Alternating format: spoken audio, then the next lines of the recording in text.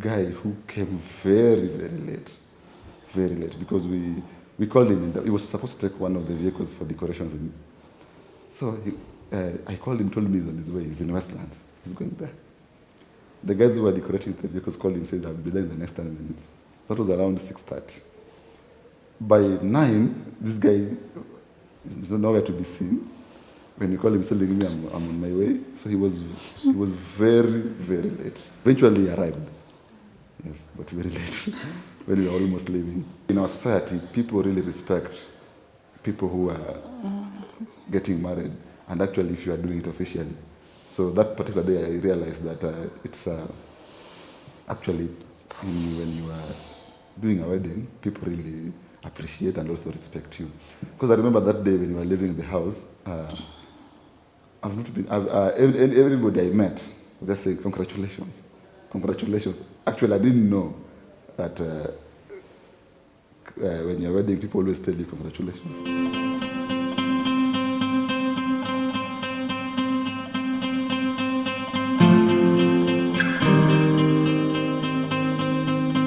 The makeup lady came also a bit late. She forgot because I called her and she was like, oh my God, you just woke me up. I had forgotten. I didn't have any stress. I just told myself anything that is going to happen today, and it just happened. So long as at the end of the day, I am married. But she was not doing my makeup. My makeup was done by my best maid. She did the other girls. Yes, and it was nice. We kind of tried to be a little fast because of time, but his men are the ones who let us down because they came a bit late also. We were supposed to leave the house at 10 latest. My best maid helped me dress. She helped me do everything. She was so there for me. My mom, when she came, she also looked like she was happy, but again, she looked like she wanted to cry. She looked emotional, But I think she was just holding back. So when I was crying, she was just telling me to relax. Then as the way she talked also, I could tell that Imam is gonna miss me. We are so tight. I have mixed feelings. I've been happy waiting for this day, but today I'm again feeling shaky because Rose is leaving me. But I know she is still around, and I would wish her to have a very happy marriage.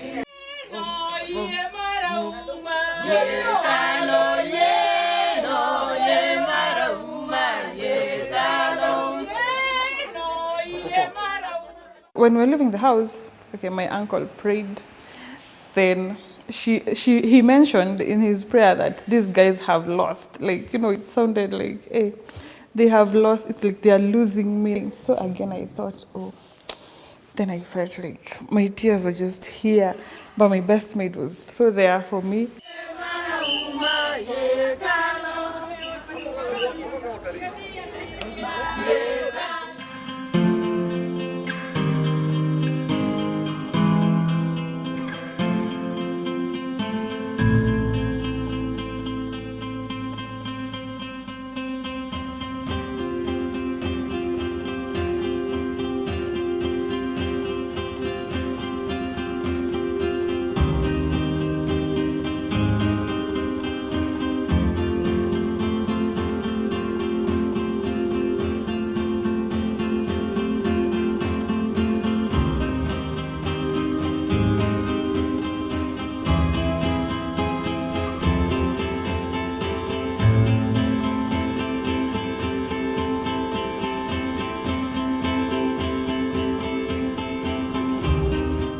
As a groom, when you're up there and your wife-to-be is coming, you feel very emotional. Actually, to me, I was not even looking at the gown. I was just looking at her, and she's covered, and now this is the day. She was very beautiful, very, very beautiful, tall, not very big, and she was very beautiful. Not very big. Yeah.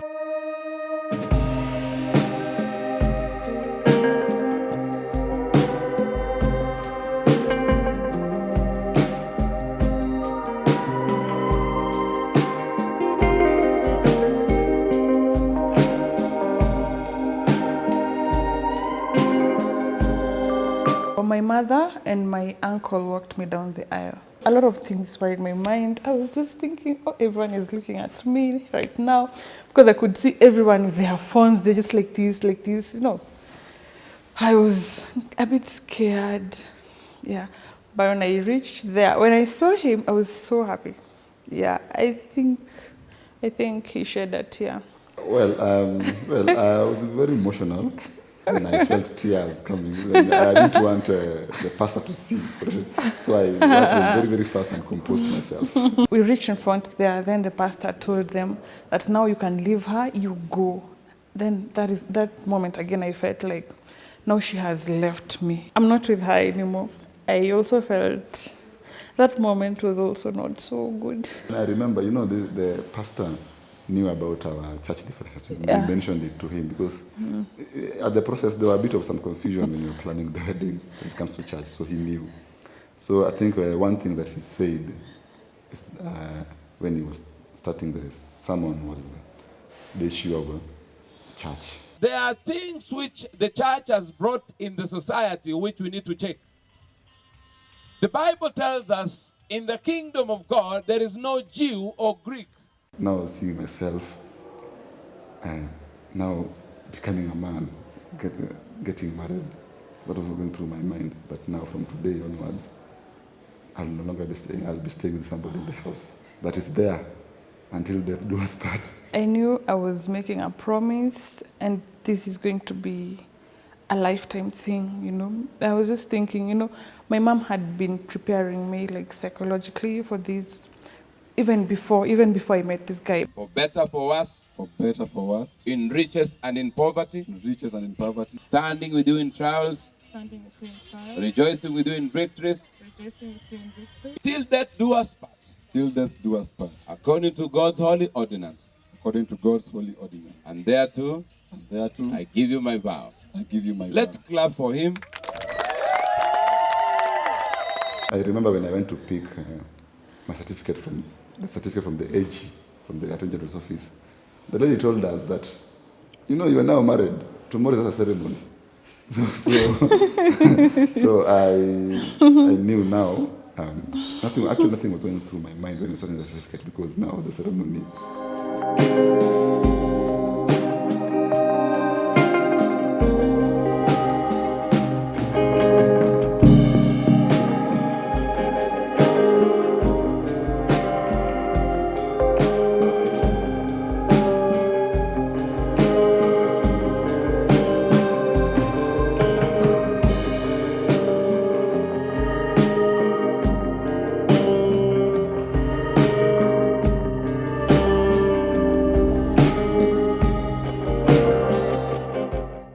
At work, at his place of work. Yeah, I had gone there to look for, I had been sent actually by my brother-in-law to see someone who introduced me to him to give me the job. So when I went to him, that is how it started. He started looking at me differently. So for like, I think 2 or 3 years, yes, then I accepted to be his girlfriend. What we always see is the beauty, and then also what always makes me turn my head is when I meet a tall girl, and she was tall and slim.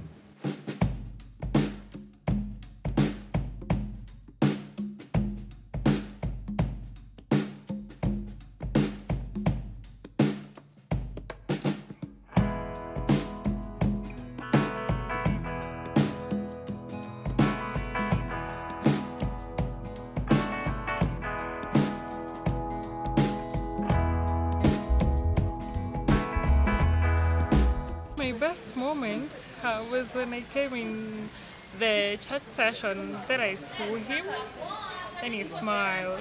That was the best moment for the day.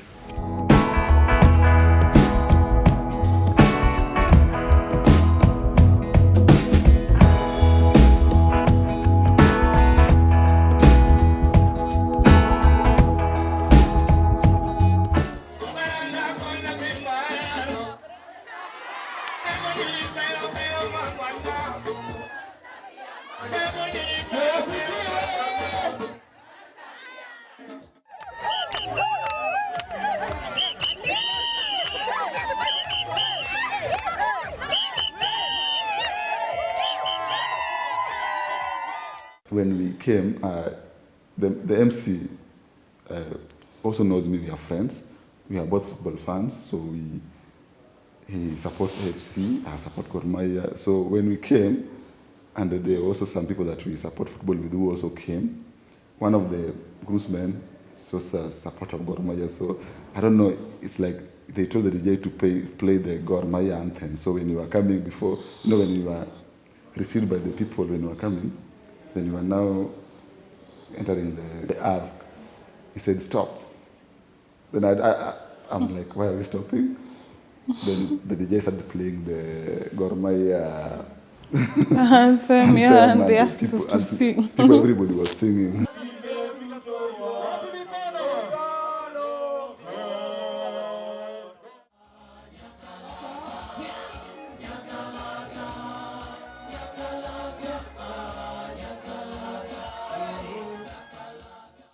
I didn't grow up with my parents. And when I was watching the video, I saw my sister who took care of me when I was a kid, dancing besides me. And she wasn't there, I was watching the video alone. And actually, I was very emotional.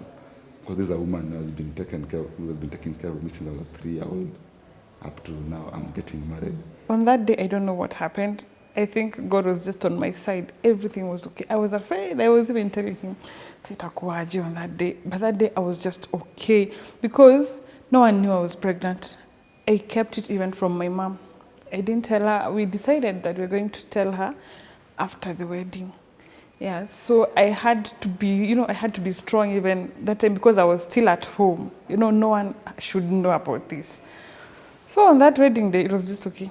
I didn't feel anything. I was not hungry. I was just fine. Yeah, but my best mate knew about it. I told her. I decided to tell her because of anything. Yeah, so she knew. She kept asking me, "Are you okay?" I was like, "Yes, I'm fine. I'm fine. I don't know what's happening today, but I'm just okay." I was almost 3 months because he didn't want me to tell anyone at home, so I cannot disturb them. It is not their problem. So I would call him, "Hey, I feel like this, and let's meet in town at this particular time." Then after the wedding, he told me, "Wow, anytime I met you in town, I knew I was going to spend money. Either on food because I wanted to take Matoke, then I wanted to go to Cafe Deli to take the Black Forest, It was just okay." Well, I did like the experience, but you had to do it because at times you planning to do something, then she wants to eat and she wants to eat with you, At times I don't feel like eating, and she wants to eat. She's just eaten Matoke now. A few times you want to eat Black Forest. But he never complained. No one really noticed there was something here, When it comes to gifts, I'd suggest to her that we do cash. And I thought it was nice. I shared it with her, but she was against it. So we didn't do cash. We just say, okay, if you come with a gift. That day I had spent at his place. So in the morning, he had gone to the gym. Then I was looking for something, and I thought I would find it in his coat he had that previous night. So as I was looking, I found a ring in the coat. I was like, "Oh my God." No, I saw the box. I didn't open it. So I knew, from there, I was just shaky, like, "Oh my God, anytime it's going to happen, But I didn't look at it inside. Now I know he's going to propose. How is he going to do it? Where is he going to do that? How will I react? I have already seen it. So I am expecting it anytime. If he didn't ask me, I would ask him. I saw a ring. I saw a ring. Where is it? The house. I didn't tell him I had seen it. The reaction, I think maybe it was not how he expected. He didn't know I had seen the ring. The reaction to me was just okay. I didn't expect her to cry, but the reaction was okay. But when she later made me knew that she knew she had seen the ring, then I also relieved the moment. I said, okay, no wonder she didn't react like somebody very much surprised. For me, as we were going, I thought I was moody, or I was still feeling, I don't even know why I had that feeling. I still felt like I missed home. He gave me his phone and told me, call your mom, tell her you are okay. And then after talking to her again, I felt emotional. Not because of the pregnancy, I lied to him that I was feeling bad, because now I was crying, but I was crying because I had talked to my mother. We had fun, we were swimming. It was just good. I didn't even want to come back. It also depends with what you are going to do in the honeymoon. Okay, like when you're getting married, you want to go for honeymoon, you get advices. And I think one of my friends told me, honeymoon is for sex. Yes. So, and if you are marrying somebody who's pregnant, the first 3 months, it affects so many things. Even the sex also is affected. So you just have to be understanding. Otherwise, if you go with that in your mind, that this honeymoon is for sex, then what about if you don't get it the way you are planning? Then you'll come back very annoyed. And the first days of marriage, you should just be happy. Because we are both from different faiths. He's Catholic and I'm SDA. That shouldn't stop us from going ahead, Having us have our wedding in the SDA church meant that he got baptized and go through all those, everything, the SDA style. Same to him, had we done it in the Catholic church, I was supposed to be baptized, So he said, we are worshiping one God, So let's just do it at a neutral church. My people were not for it. But then again, the reason why I also had an advantage is because I don't have parents. My parents passed away. So you see, once you don't have parents, you don't get all that pressure. They come from your cousins and my brothers and sisters. But you see, those are my brothers and sisters. They're not my parents. So at least I had that, a bit of less pressure on that. My mom was easy. Yeah, she supported me in every way. She was, if that is what is going to work for you, fine, I'm here for you. We should just intermarry. The faith should intermarry. I think the biggest challenge when it comes to faith is not even the individuals or the people. The biggest challenge is the churches that we have. Because our churches are so rigid that they insist that if you are a Catholic, you should just marry a Catholic. But you see, the world is dynamic. We meet different people, we meet different, and then you also don't choose who to fall in love with. Yes. Churches should at least be flexible with their rules to allow inter-church marriages. I didn't have the SD or Catholic factor in mind when I was buying my gown. I just went for the best, something that caught my eyes, and that was it. My matrons are SDAs. They are actually my mom's friends. So there's one of them who kept telling me, we are supposed to see your gown before that day. But my gown was not at home, it was at my brother's place. Yeah, then I showed her the gown like that week of the wedding. She couldn't do anything. Even if she did, I was not going to change it. She was like, this back, is it okay? I'm like, yes, I just like it that way, By then, I didn't care. I knew it was a garden wedding. Everyone was going to do jewelries if you wished. I took it like 2 days to the wedding is when it came home. Even my mom didn't see me in it until that day of the wedding. I think we spent like between 850,000 and 950,000. What really helped us is early planning. I think that's the most, to me, that's the most thing that helped us. Most men suffer inside because you want to, well, it is good to impress the lady. But the lady should also understand that my boyfriend can only go up to this limit. Because if you can have a wedding that you want that is so big, forgetting that, then what about after wedding? What about after wedding? When I was telling him I want a wedding, then he told me, let's just start living together, then we're going to have our wedding after. I was like, really? What sense is it going to make? I'm already living with you. Maybe we are having kids. Then you tell me one day I go home, spend at home because the next day I'm getting married. No, I refuse. I told him, no. wedding fast. I have to leave that house in a white gown. So if ladies just go for what you want.